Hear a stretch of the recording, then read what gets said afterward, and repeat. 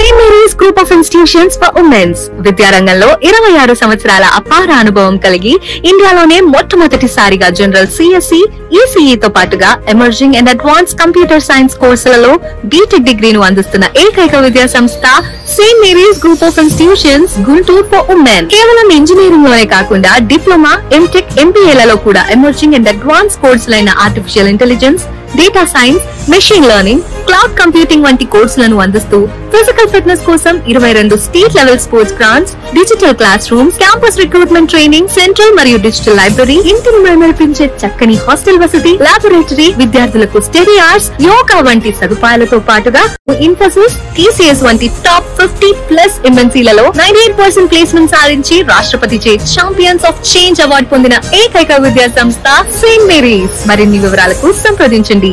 Saint Mary's Group of Institutions Guntur for women. Counselling code SMGG. Call 9010455596. St. Mary's Women's Engineering College, Budampadu. Counseling code STMW. Call 9010455598. మా kids విద్యా సంస్థలలో శిక్షణ క్రమశిక్షణతో మొదలవుతుంది. నాణ్యమైన విద్యతో విద్యార్థుల జ్ఞానం వికసిస్తుంది. స్కిల్ డెవలప్మెంట్ తో విద్యార్థుల సామర్థ్యాలు మెరుగుపడతాయి మరియు క్వాలిటీ ప్లేస్మెంట్స్ తో విద్యార్థుల భవిష్యత్తు ఉజ్వలమవుతుంది. మీ పిల్లల కలల్ని సాకారం చేసే ప్రయాణం కిడ్స్ నుండే ఆరంభించండి. కిడ్స్ విద్యా సంస్థలు discipline, quality education, skill development, quality placements. KKR and KSR Institute of Technology and Sciences, Autonomous. MSET code KITS. Kids Akshar Institute of Technology, Autonomous. MSET code KITG.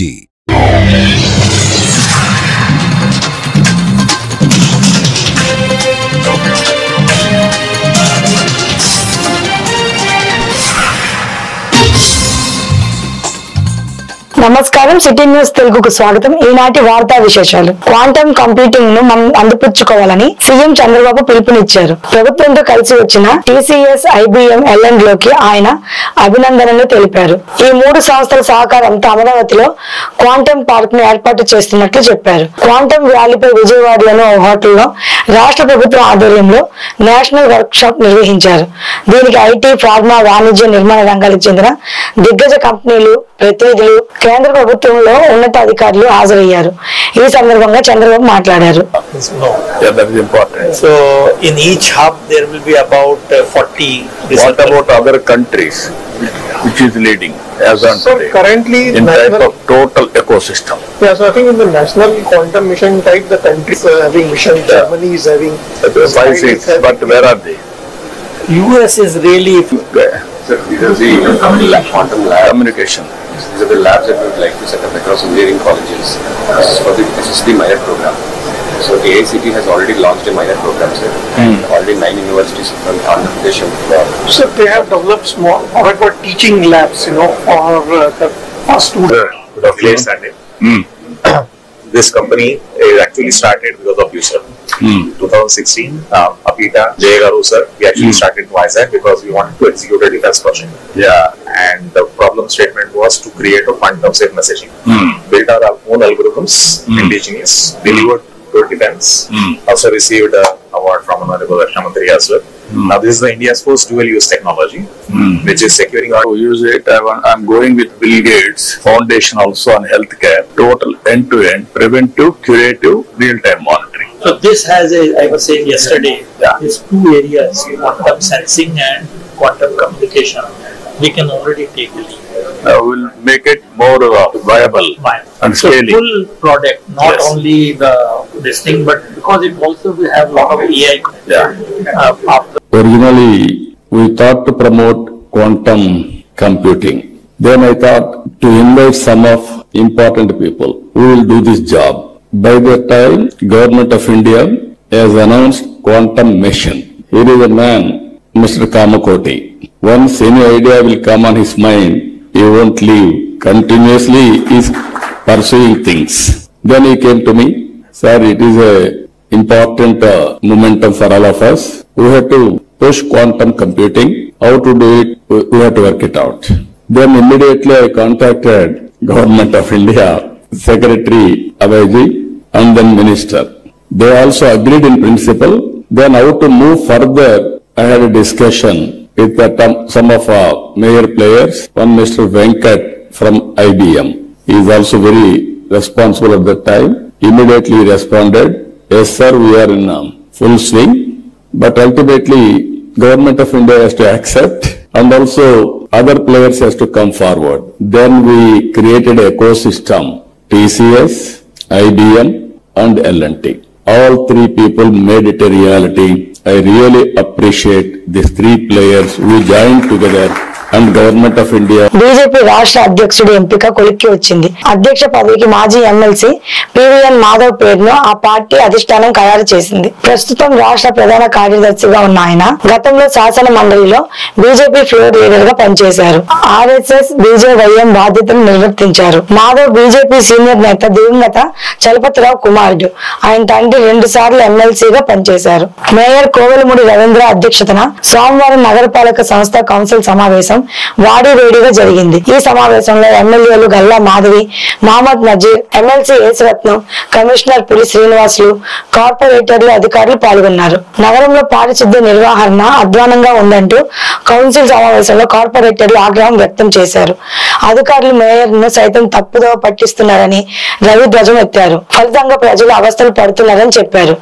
అదేవిధంగా అభివృద్ధి పనుల విషయంలో అధికార ప్రతిపక్ష సభ్యుల నడుమ వాదోపవాదాలు చోటు చేసుకున్నాయి. వైఎస్ఆర్సీపీ ప్రభుత్వం అవినీతి జరిగిందని టీడీపీ కార్పొరేటర్లు ఆరోపించారు.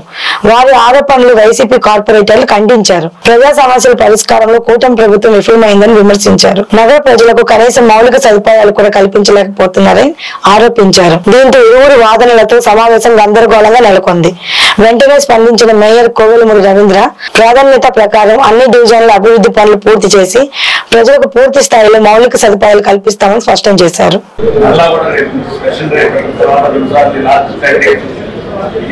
యోగా ప్రోగ్రామ్ కానివ్వండి, దాని తర్వాత సీఎం వేరే వేరే ప్లేస్ లో అంతా ఎంగేజ్ అయ్యి ఉన్నారు. ఈ వీక్ లో మొత్తం డ్రైవ్ చేస్తారు. డ్రైవ్ చేసినందుకు కూడా మిమ్మల్ని కూడా సపోర్ట్ చేస్తారు. అందుకే నేను ముందే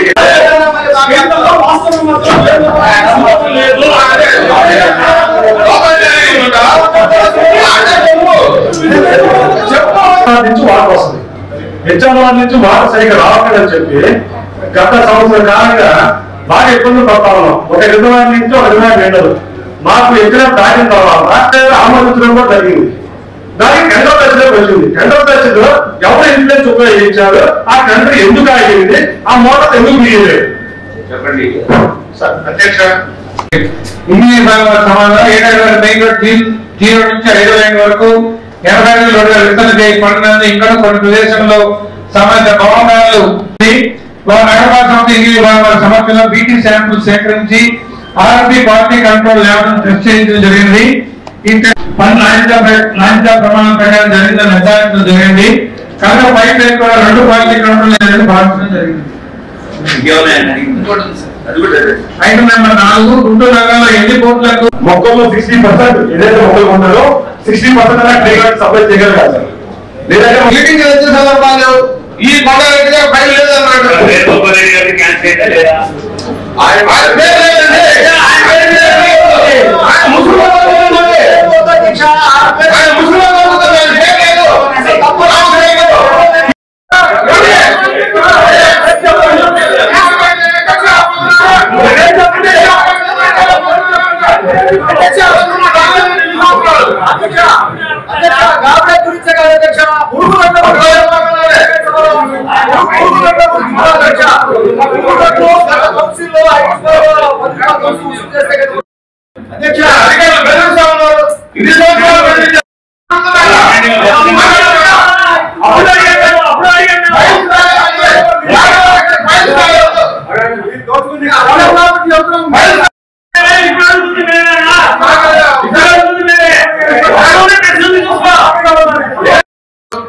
మీకు ఏమేమి కావాలో మీరు రిక్వైర్మెంట్ చేసి రేపు నుంచి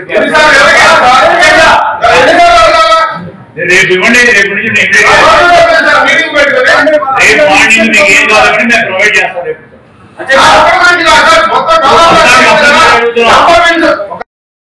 ఉంటున్నారా, ఏ డివిజన్ కానీ అలాట్మెంట్ జరుగుతుందా, ఏదో వర్కర్స్ పెట్టుకొని 150 మందిని తెచ్చి అడిగితే ఇస్తామంటే దగ్గర పెట్టుకుని 150 మంది ఎవరు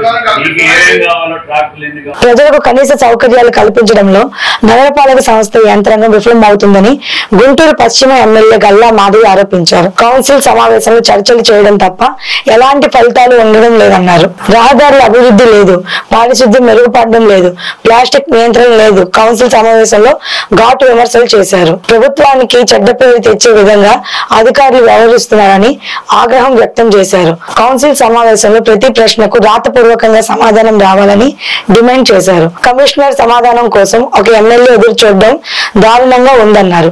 ఉద్దేశపూర్వకంగా ప్రభుత్వానికి చెడ్డ పేరు తెచ్చే ప్రయత్నం చేసే సహించేది లేదని హెచ్చరించారు.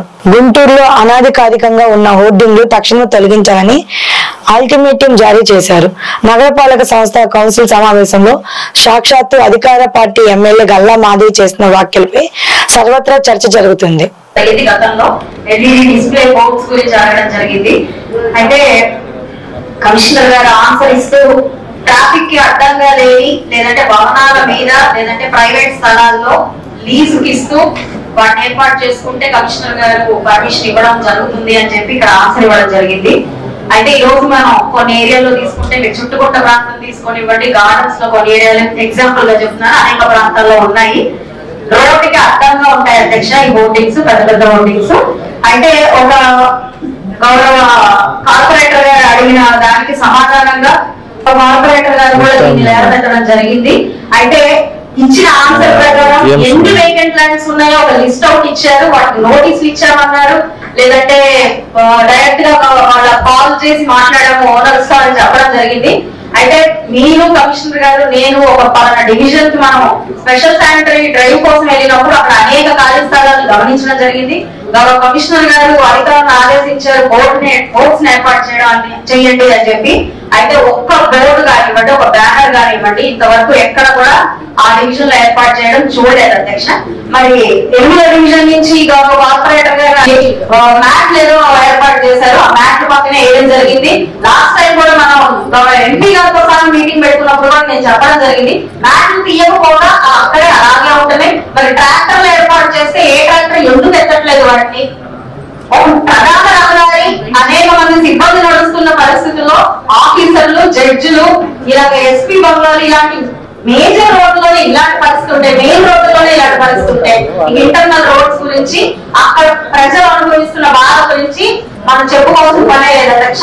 ఇంకా దారుణమైన విషయంగా ఈ రోజు ఉంది. సో ఇలాంటి సమస్యలతో ఎట్టి పరిస్థితుల్లో ముందుకు వెళ్ళలేము అధ్యక్ష.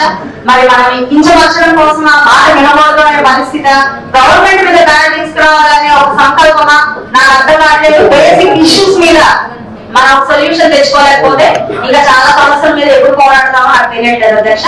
ఒక ఆన్సర్ నేను ఒక ఆన్సర్ రిటర్న్ రూపంలో కావాలని అడిగితేనే నాకు మొన్న వచ్చింది అధ్యక్ష ఆన్సర్.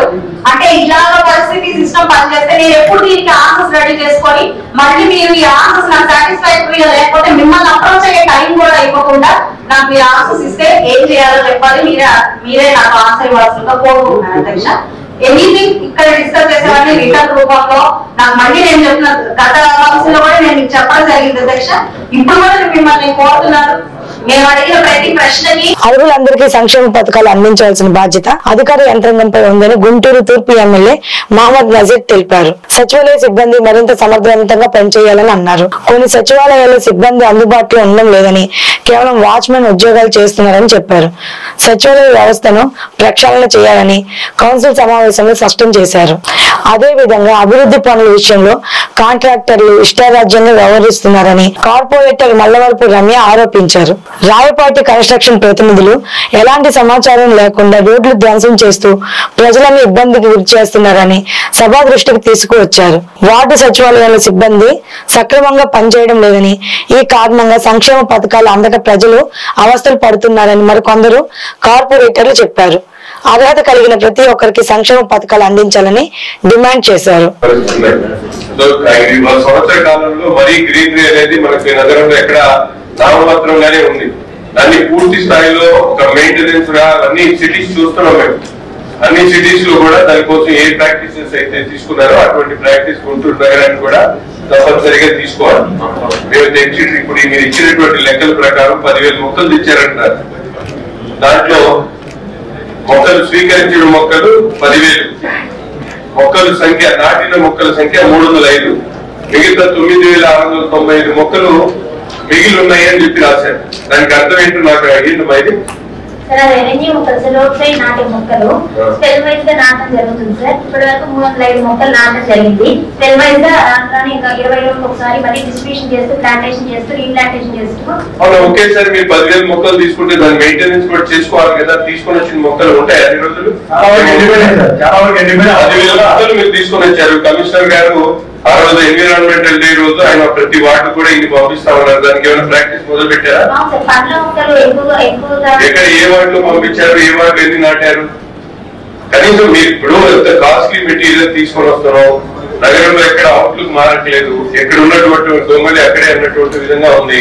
ఇవన్నీ చిన్న చిన్న అంశాలు కూడా మనం ప్రస్తావన తీసుకొని వచ్చి దానికి ఒక మెయింటెనెన్స్ చేసేటువంటి ఒక ఏదో గ్రూప్ అప్పచెప్తే దాని వల్ల ఉపయోగం కూడా ఉంటుంది. మెయింటైన్ చేయకపోతే అడగలుగుతాం, ఆన్సర్ చేస్తారు, వాళ్ళ అకౌంటబిలిటీ ఉంటుంది. ఏదైనా చేయాలనుకున్నప్పుడు పర్ఫెక్ట్ గా దాని మీద ఒక ప్రణాళికతో ముందుకు సాగితే తప్ప ఉపయోగం లేనటువంటి పనులు చేయడం వల్ల ప్రజా ధనం కూడా వృధా అవుతుంది. మనం అనుకున్నటువంటి టార్గెట్ కూడా పూర్తవుతుంది. ఇప్పుడు ఎక్కడ ఏ రోడ్డు ఉంది చూడండి, బ్యూటిఫుల్ గా ఉందన్న రోడ్డు ఒకటి నాకు చూపించండి గుంటూరులో. ఈ రోడ్డు చాలా అందంగా ఉంది, చూడడానికి ముచ్చటగా ఉంది అనేటువంటి రోడ్డు ఒకటి చూపించండి. మీరు తెనాలి వెళ్ళండి, మీరు పొన్నూరు వెళ్ళండి, సత్తంపల్లి వెళ్ళండి, చూపిస్తారు. గుంటూరు నగరంలో ఎక్కడ ఒక్క రోడ్డు కలెక్టరేట్ రోడ్డు కూడా మెయింటైన్ చేయలేకపోతున్నాం మేము.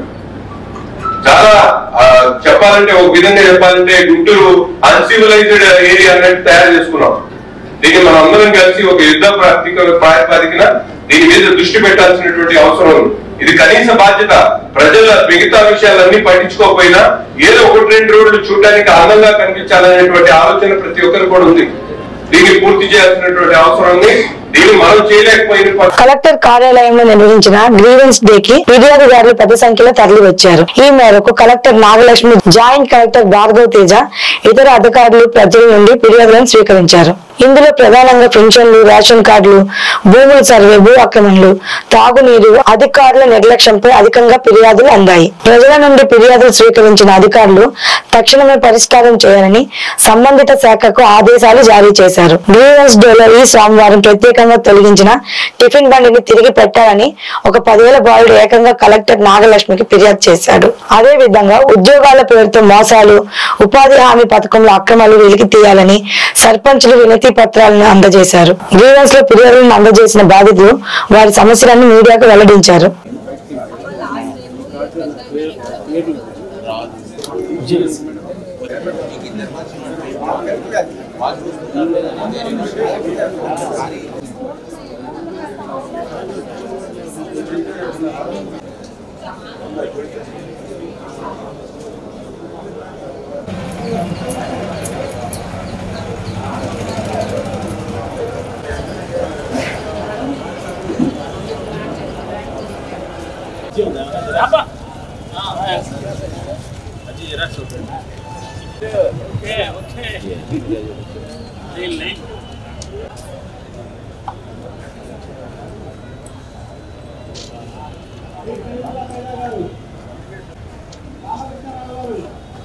ఓకేనా?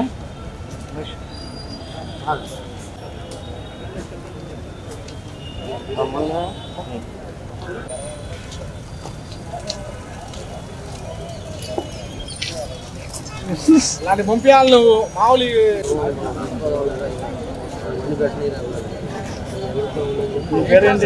ఎన్ని ఇయర్స్?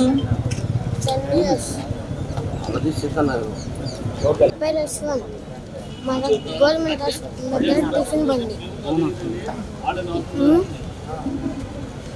అయితే ఏం చేశారు?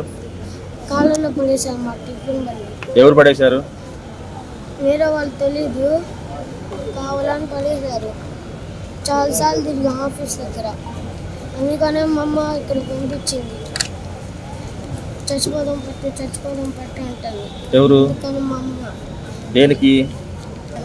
టిఫిన్ బండి ఎక్కడ పెట్టినట్లేదు, అని చచ్చిపోదాం పట్టు అంటుంది.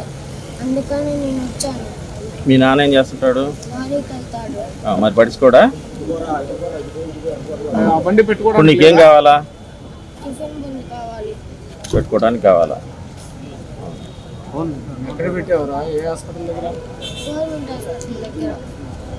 అందులో ఏం రాశావు? అది ఎమ్మెల్యేకి రాసింది. ఇప్పుడు ఫైనల్గా టిఫిన్ బండి పెట్టుకోవడానికి స్థలం కావాలి అక్కడ, అంతేగా? ఎవరిని కలవడానికి వచ్చావు? స్కూల్కి వెళ్ళలేదు దేనికి? కలెక్టర్ గారు. స్కూల్కి వెళ్ళలేదా? స్కూల్కి వెళ్తాను వచ్చేసావా ఇటు? రాష్ట్ర వైఎస్ఆర్ కాంగ్రెస్ పార్టీ అధ్యక్షులు మా ప్రీతమ నాయకుడు జగన్మోహన్ రెడ్డి గారి ఆదేశాల మేరకు రాష్ట్ర పంచాయతీరాజ్ విభాగం అధ్యక్షులు వెన్నుపూస రవీంద్రారెడ్డి గారి ఆదేశాల మేరకు రాష్ట్రంలో ఉపాధి హామీ పనుల్లో జరుగుతున్నటువంటి అవకతవకలపై తక్షణం విచారణ చేయాలని చెప్పని, అదేవిధంగా తల్లికి వందనం సర్పంచులకు కూడా కేటాయించాలని, అదేవిధంగా కూటమి ప్రభుత్వంలో ఇచ్చిన హామీ మేరకు ఏదైతే స్థానిక సంస్థలకు ఇంటి పన్నులు కూడా జమ చేస్తామని చెప్పని చెప్పడం జరిగింది. దాన్ని కూడా తక్షణం అమలు చేయాలని చెప్పని, అదేవిధంగా ఎన్ఆర్జీఎస్ చేపట్టబోయేటువంటి పనులను గ్రామ సర్పంచుల ద్వారా, గ్రామ పంచాయతీ తీర్మానాల ద్వారా పనులు కేటాయింపు జరగాలని చెప్పని, అదేవిధంగా ఎంపీటీసీలకు, సర్పంచులకు, ఎంపీపీలకు, జెడ్పీటీసీలకు ఇవ్వాల్సినటువంటి గౌరవ వేతనం తక్షణం అందజేయాలని చెప్పని, కేంద్రం విడుదల చేసినటువంటి 10వ ఫైనాన్స్ నిధులు వెంటనే స్థానిక సంస్థలకు జమ చేయాలని చెప్పని, అదేవిధంగా జీవో నెంబర్ 11ను రద్దు. భవానీ అండి. నేను సార్ నేను ఇట్లా భాషల్లో అకౌంటెంట్గా చేసేదాన్ని. సో ప్రైవేట్ జాబ్స్ చేయలేక నాగార్జున అనే పర్సన్తో కొంచెం మాకు కాంటాక్ట్ అయ్యాము. సో తను అన్నారు మాకు ఈ ఆచార్య ఇంగ్లీష్ నాగార్జున యూనివర్సిటీలో కాంట్రాక్ట్ బేస్లో జాబ్స్ ఉన్నాయి మేడం కంప్యూటర్ అసిస్టెంట్గా అని చెప్పారు. సో మేము వెళ్ళాము ఇంటర్వ్యూకి. నాకు టెస్ట్ కూడా పెట్టారు అక్కడ, కంప్యూటర్ ఇచ్చేసి. మరి అక్కడ ఎలా ఇచ్చారో మాకు తెలియదు. సిస్టమ్ ఇచ్చారు, టైపింగ్ టెస్ట్ పెట్టారు. సో నువ్వు క్వాలిఫై అయ్యావమ్మా, నీకు ఒక 1 వీక్లో అపాయింట్మెంట్ ఆర్డర్ వచ్చింది అని చెప్పారు. అదేంటి సార్ ఇంకా మేడంని కల్పించరా అంటే, లేదు నేనే అక్కడ సెక్షన్ ఆఫీసర్ని అని చెప్పారు మాకు. ఓకే సెక్షన్ ఆఫీసర్ అన్నారు కదా అని చెప్పేసేసి మేము నమ్మేసేసేసాము. ఇంకా మా నాన్నగారు కూడా ఇక్కడ వర్క్ చేస్తారు. మా నాన్నగారు 32 years నుంచి గవర్నమెంట్ ఎంప్లాయీ, కానీ ఇలాంటివేవి మా నాన్నగారికి తెలియదు. మేమే అడిగాము. సో జస్ట్ ఇలా పరిచయం ఉంది అని చెప్పేసి మా నాన్నగారితోటి పర్సన్ రవి అనే అతను ఆయన్ని మాకు పరిచయం చేశారు, నాగార్జున అతను. సో ఆయన ద్వారా మేము ఇలా ఇంటర్వ్యూకి అటెండ్ అయిన తర్వాత మాకు ఇంటర్వ్యూ కండక్ట్ చేశారు. మా మరిది గారికి ఏమో కోర్టులో అటెండర్గా ఇప్పిస్తానన్నారు, నాకేమో ఆచార్య ఎన్జిఓ రంగదాన్లో అసిస్టెంట్ కంప్యూటర్ ఆపరేటర్గా ఇప్పిస్తానన్నారు. మొత్తం టెస్టులు పెట్టారు. మొత్తం దుగ్గిరాల జంపాల కాంప్లెక్స్ నందు గ్రామానికి చెందిన దోస్త్ స్వచ్ఛంద సంస్థ ఆధ్వర్యంలో సోమవారం ఉచిత కంటి పరీక్ష శిబిరాన్ని నిర్వహించారు. గత 12 సంవత్సరాలుగా ప్రతి ఏడాది దోస్త్ తరపున ఎన్నో సేవా కార్యక్రమాలు కొనసాగుతున్నాయి అన్నారు. ముఖ్యంగా విద్య, వైద్యం, పరిసరాల పరిశుభ్రత, విద్యార్థులకు ఉపకార వేతనాలు వంటి సేవా కార్యక్రమాలు నిర్వహిస్తున్నారు. ఉదయం 9 గంటల నుంచి మధ్యాహ్నం 2 గంటల వరకు శిబిరాన్ని కొనసాగించారు. వందలాదిగా వచ్చిన వారు పరీక్షలు జరిపించుకున్నారు. తర్వాత శిబిరాన్ని దోస్త్ అధ్యక్షులు మిక్కిలినేని గాంధీ రిబ్బన్ కట్ చేసి ప్రారంభించారు.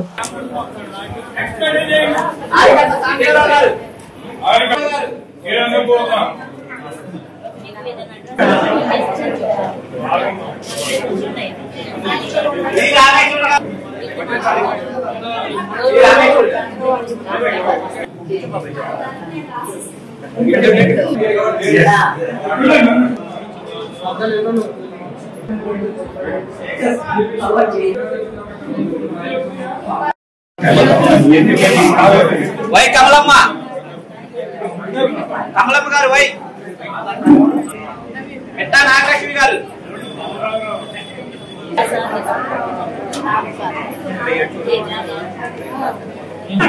నల్లా సుబ్బారావు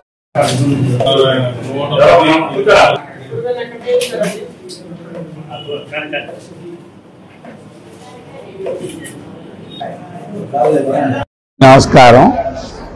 మేము ప్రతి సంవత్సరం కండక్ట్ చేస్తున్నట్టుగానే ఈ సంవత్సరం కూడా ఎల్వి ప్రసాద్ ఐ హాస్పిటల్ గొడవల వారిచే ఐ క్యాంప్ నిర్వర్తిస్తున్నాం. ముఖ్యంగా మా దోస్త్ వెల్ఫేర్ అసోసియేషన్ దేని మీద విద్య, వైద్యం, పరిసరాల పరిశుభ్రత వీటి మీద ఎక్కువ శ్రద్ధ చూపిస్తుంటాం. అలాగే మెరిట్ స్కాలర్షిప్స్ బాగా మార్కులు వచ్చిన వాళ్ళకి కాలేజీల్లో, స్కూల్స్లో ఫస్ట్, సెకండ్, థర్డ్ ప్రైజెస్ కూడా ఇస్తాం. క్యాష్ అవార్డ్స్ ఇస్తాం. అలా ముఖ్యంగా ఈ ఐ క్యాంపుల గురించి చెప్పాలంటే క్యాట్రాక్ట్ సర్జరీలు అవసరం వచ్చిన వాళ్ళందరినీ గోడవల్లి పంపించి అక్కడ క్యాట్రాక్ట్ సర్జరీలు చేయిస్తాం.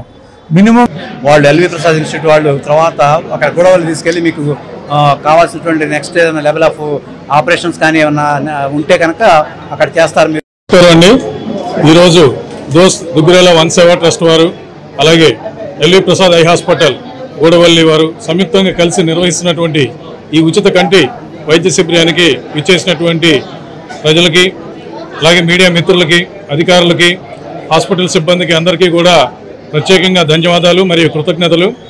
మేము ఈ కార్యక్రమాన్ని చేయాలనేటటువంటి ఉద్దేశంతో ఒక వారం క్రితం నుంచి ప్లానింగ్ చేసుకుంటూ వచ్చాము. అట్లాగే దుగ్గిరాల గ్రామంతో పాటు చుట్టుపక్కల ఉన్నటువంటి చింతలపూడి, మంచికలపూడి, పెనుమూలి, కేఆర్ కొండూరు గ్రామాల్లో కూడా అక్కడ ప్రజలకు కూడా ఈ అవకాశాన్ని కల్పిద్దామనే ఉద్దేశంతో వాళ్ళకి పిలుపునిచ్చాము. అందరూ కూడా 10 గంటలకే దాదాపు 125 నుంచి 150 మంది దాకా రావడం జరిగింది. చాలా సంతోషం. దోస్త్ వారు నిర్వహించే ఈ కార్యక్రమం, ఈ కంటి పరీక్షా కార్యక్రమంలో దుగ్గిరాల పరిసర ప్రాంతాల నుంచి కూడా అశేషమైన జనం ఇక్కడికి వచ్చి ఈ కంటి పరీక్షా శిబిరానికి వచ్చి పరీక్ష చేసుకోవడానికి వచ్చారు. ఆనందదాయకం. ఎందుకంటే దోస్త్ వారు ఎంతో సహోదయంతో ప్రజలకి సేవ చేయాలనే ఒక మంచి సంకల్పంతో ఇటువంటి కార్యక్రమాలని ప్రతి సంవత్సరం నిర్వహించడం అనేది ఎంతో ఆనందించక విషయం.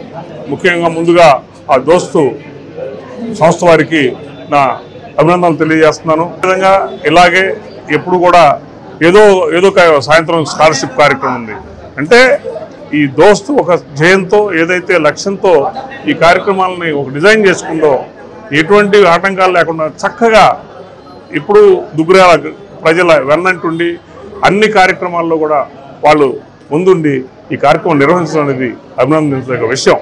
ఈరోజు జరుగుతున్న ఈ కార్యక్రమం ఇంత ఆదరణ వస్తే ముందు ఊహించలా. ఇంత ఆదరణ ఎంతో మంది దుగ్గిరాల మండలం ఈమని గ్రామానికి చెందిన రైతులు గ్రామ సమీపంలో ఉన్న R&B జమ్ములపొలం డొంక రోడ్డు సర్వే చేయించాలని కోరుతూ సోమవారం తహసీల్దార్ ఐ సునీతకు వినతి పత్రాన్ని అందించారు. గతంలో విస్తారంగా ఉన్న డొంక రోడ్డు నేడు రోడ్డు సరిగ్గా లేకపోవడంతో పొలాలకు వెళ్లేందుకు ఇబ్బందిగా ఉందని, ఈ విషయంపై రెవెన్యూ అధికారులు సర్వే చేయించి తమకు న్యాయం చేసి డొంక రోడ్డు రహదారిని చూపాలని వారు కోరారు.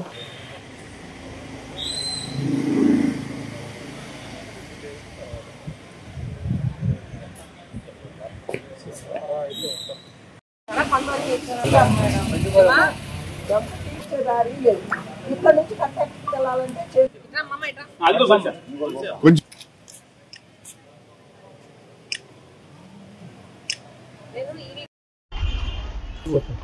ఏమనే R&B రోడ్డు నుంచి జమ్ముల డొంక పొలం 570 ఎకరం సుమారుగా. దీని బలదారిగా సందర్భంగా పక్కన బారుకి డొంక బారు తవ్వేశారు. ఇంతకుముందు ఎప్పుడు 1975లో ఇచ్చారు డొంక వేరే వాళ్ళకి. వాళ్ళందరూ చనిపోయారు. వాళ్ళు ఎవరు లేరు ఇప్పుడు. దాన్ని ఇప్పుడు శాంతం గొయ్యి పెట్టి క్రేన్ పెట్టి జేసీ పెట్టి 40 అడుగులు డొంకలు 10 అడుగులు డొంక చేశారు. ఇప్పుడు మా 570 ఎకరానికి పోతానికి దారి లేవు. ఇప్పుడు చెలుగురు వాళ్ళు చెలుగుపోతుంది.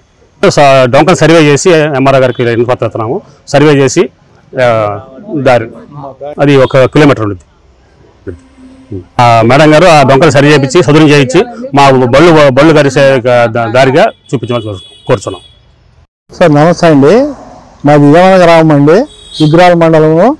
అక్కడ ఏమని మెయిన్ రోడ్లో నుంచి ఒక జమ్ములపొలం వెళ్ళడానికి ఒక రహదారి ఉంది, మట్టి డొంక. ఆ మట్టి డొంక పూర్వం 40 అడుగుల దాకా ఉండేది.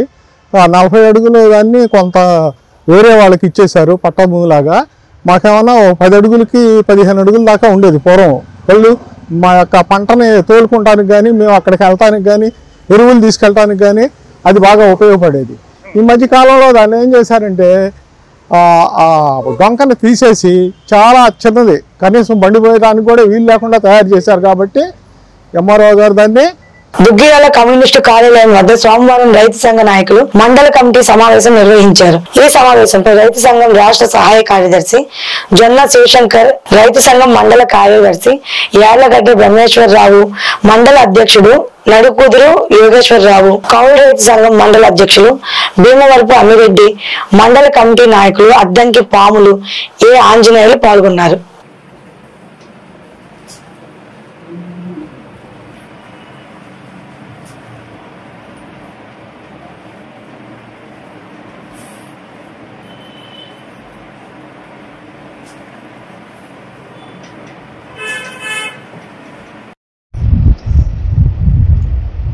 ఈరోజు దుగ్గిరాలలో రైతు సంఘం మండల కమిటీ సమావేశం జరుగుతూ ఉంది.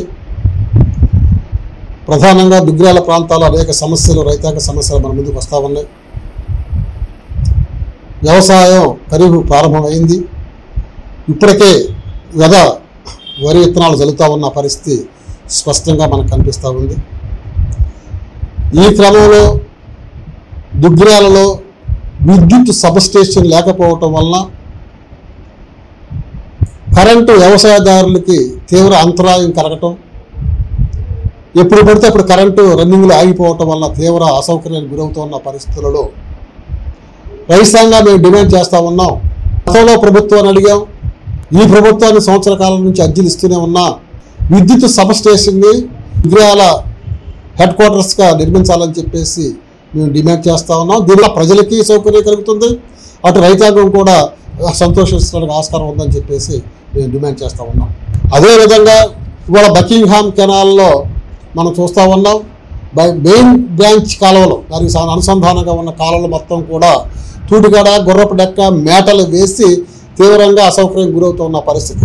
దాని నుంచి ఇప్పుడు ఉపకాలాలు, పంట కాలాలు బాగు చేసినా ఆ పంట కాలంలోకి నీరు రావాలని చెప్పేసి అంటే ఖచ్చితంగా ఆ ఉపకాలాలు మొత్తాన్ని కూడా ఏంటంటే పూర్తి స్థాయిలో మెరకలు తీసేసి తూటికాడ గుర్రపై తీసేస్తే తప్ప జమ చేయాలని చెప్పేసి, అలాగే కౌలు రైతులకి భూ యజమానితో సంబంధం లేకుండా ఇస్తామని చెప్పేసి అంటున్నారు. అది జనవరి, అక్టోబర్ అని చెప్తా ఉన్నారు. జనవరి, అక్టోబర్లో ఇచ్చడం వల్ల కౌలు రైతులకు ఉపయోగపడేది ఉండదు. ఈ రైతాంగంతో పాటే ఈ జులై మాసంలోనే కౌలు రైతులకు కూడా 20,000 రూపాయల అర్ధ సుఖీభవ నిధులు జమ చేయాలని చెప్పేసి మేము డిమాండ్ చేస్తూ ఉన్నాం. స్మార్ట్ మీటర్లు కూడా ఎత్తేయాలని చెప్పేసి మేము డిమాండ్ చేస్తూ ఈ క్రమంలో ప్రభుత్వం ఆచితూచి రైతాంగాన్ని ఆదుకోవాలని చెప్పేసి మేము కోరుకుంటా ఉన్నాం. దుగ్గిరాల మండలంలో గత సంవత్సరం మొక్కజొన్న బాగానే పండింది, కానీ రేటు వచ్చేటప్పటికి మార్కెట్ 2,295 రూపాయలు ప్రభుత్వం కొనుగోలు చేస్తానని చెప్పింది. కానీ రైతుల్లో కొంత ఒత్తిడి, వ్యాపారస్తుల్లో ఒత్తిడి వల్ల కొంత 2,200 రూపాయలకి కొనుగోలు చేయడం జరిగింది. ప్రకృతి అనుకూలించగా వాతావరణం వలన చాలామంది రైతులు ఓ పక్క నిప్పులకి, ఓ పక్క వర్షానికి భయపడి మెరకలకు తోలిన నష్టపోయారు. ఆ నష్టపోయినటువంటి ఈ వార్తలు ఎంతగా సమాప్తం. మరో బులెటిన్లో మళ్ళీ కలుసుకుందాం. అప్పటి వరకు నమస్కారం.